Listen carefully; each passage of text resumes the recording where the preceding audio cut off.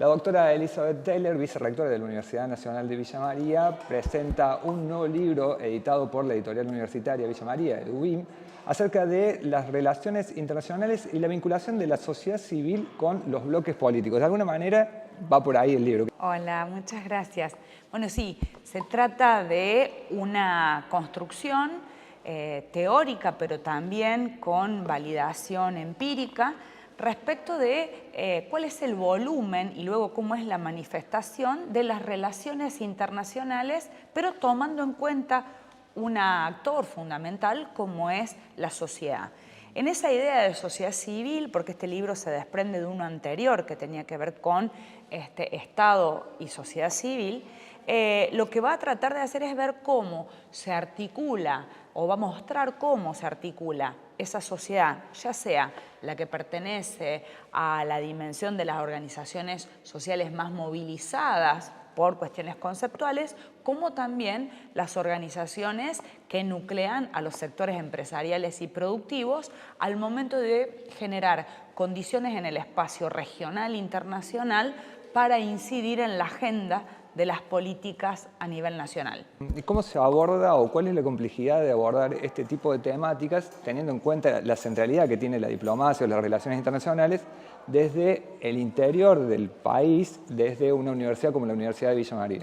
Bueno, fundamentalmente tiene que ver con un posicionamiento latinoamericano en el cual lo que se trata de desagregar o agregar es una categoría o la categoría de social en medio de lo que es las relaciones internacionales. Es decir, quedaría relaciones sociales internacionales, lo cual implica, como vos decís, la previa necesidad de establecer que en todo caso las relaciones internacionales no son solamente o no aluden solamente a las relaciones entre estados y estados, refiriéndose a la institucionalidad de las cancillerías. Gran parte de este texto lo que va a tratar de hacer es, por un lado, reconstruir conceptualmente las categorías que intervienen en los actores que hacen a las relaciones internacionales y luego también cómo esas posibilidades de acción se dan tanto en el plano formal como en el plano informal. A lo que va a apuntar gran parte de la bibliografía es a determinar cuáles han sido los canales institucionales que se fueron creando, en el caso en particular, porque se toma como caso de estudio el del Mercosur, y las cumbres sociales como una entidad institucional para la participación, así como esos canales informales que han tenido que ver con las movilizaciones, que han hecho réplicas y que luego se fueron transformando en leyes. El periodo que se analiza es desde 1991 hasta 2015. ¿Cómo fue evolucionando y cómo fue la relación de la sociedad civil con estos bloques políticos de acuerdo a la ideología de estos bloques o de los representantes de estos bloques? Bueno, como el caso de estudio estaba situado en el Mercosur, se toma desde el inicio del Mercosur. ¿Por qué? Porque ahí lo que hacemos es analizar en una primera instancia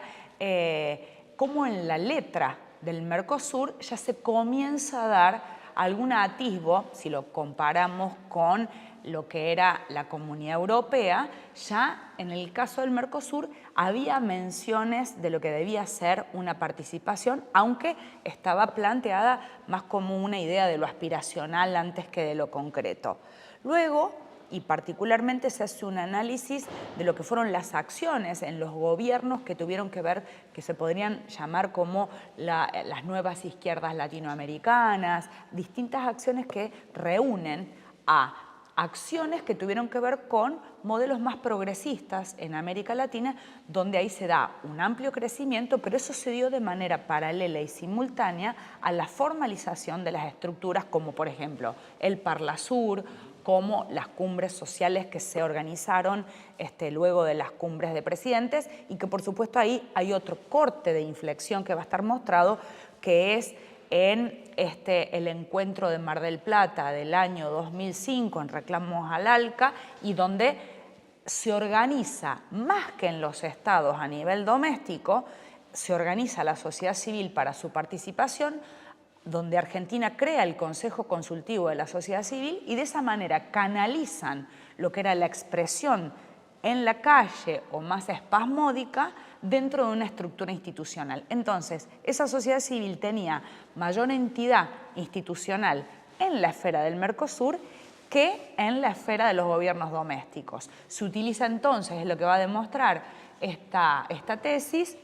se utiliza entonces esa idea de el ida y vuelta del espacio regional, potenciar la efervescencia o la necesidad de visibilizar la agenda y luego trasladarla a los espacios legislativos nacionales. Y Argentina, en relación a los otros países del Mercosur, por supuesto, ha tenido una clara vanguardia, no solo en las sanciones de las leyes, sino también en la representación histórica de las organizaciones sociales que se hacían presentes en las cumbres sociales. En el libro se toman como ejemplo la Ley de Salud Mental y la Ley de Servicio de Comunicación Audiovisual. ¿Cómo operaron esos procesos?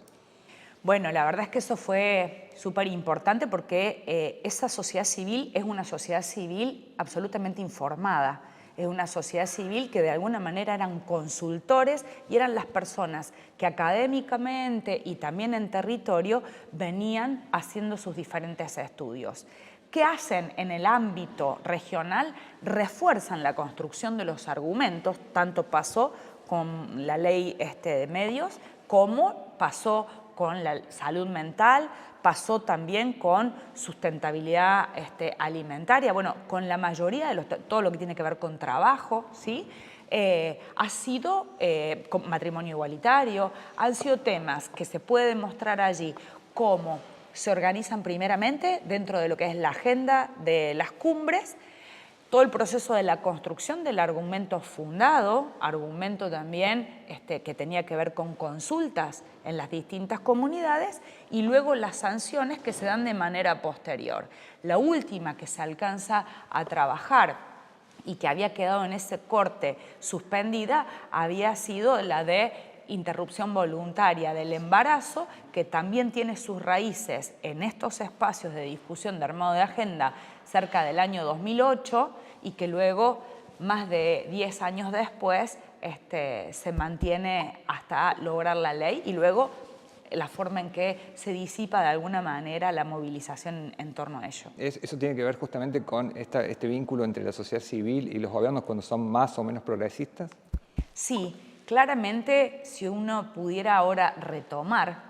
un texto, yo de hecho he hecho algunos ensayos de hacer algún análisis de ver cómo se comportan algunas de estas variables post-2015 y claramente se encuentra una desmovilización. De hecho, el Consejo Consultivo de la Sociedad Civil, en aquel momento, si uno lo googleaba o ingresaba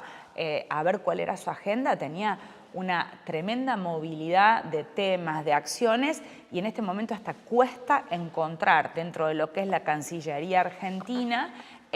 un registro del proceso de lo que fue del 2015 en adelante y, por supuesto, la mayor parte de la bibliografía que se encuentra alojada en estas páginas responde al proceso de lo sucedido hasta 2015. El libro surge posterior a una tesis de maestría y a una tesis doctoral.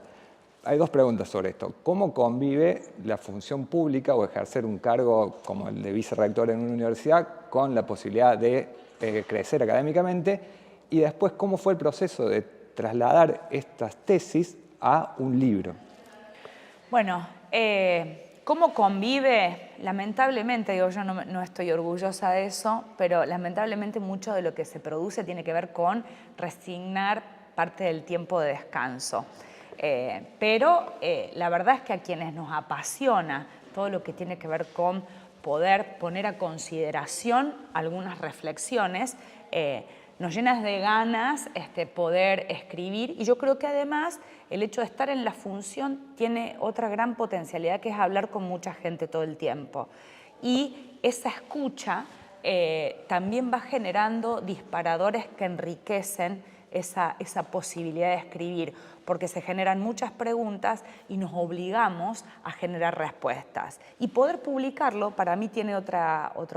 gran oportunidad de validación, que no es que dejas escrito, sentado y firme un posicionamiento. Lo que dejás es abierta la posibilidad de una discusión porque esas siguen siendo las lógicas de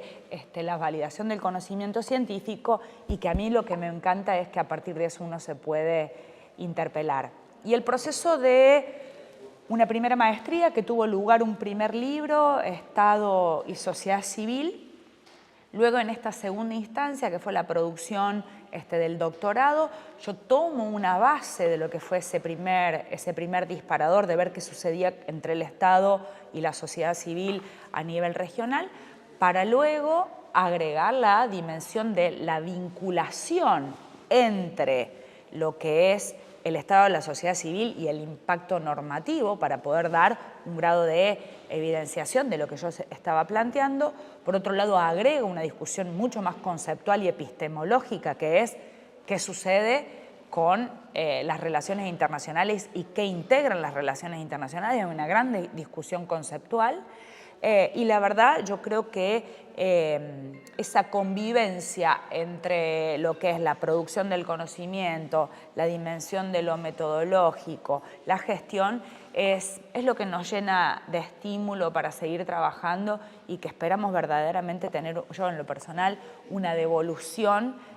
para seguir abriendo los debates. Por último, y en relación a esto, ¿cuál considera usted que es el rol que tienen las ciencias sociales para entender estos procesos históricos y para entender el presente?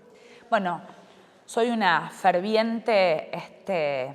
trabajadora de producir y reproducir más marcos conceptuales a nivel latinoamericano. Entiendo que lo que ofrece esta reflexión es poder situar las líneas analíticas agregando a la tradicional producción más europea o anglosajona de la discusión de la ciencia política. Yo no digo que esté mal, sino que es insuficiente para comprender los procesos que se dan en Latinoamérica y que al desconocer determinadas categorías que intervienen, en este caso en las relaciones internacionales, por ejemplo, eliminan la posibilidad de algunas conclusiones. Yo invito a través de esto a seguir pensando en encuadres de lectura y de interpretación que habiliten la discusión de los fenómenos que acontecen en Latinoamérica y que creo que se pueden encontrar en este texto.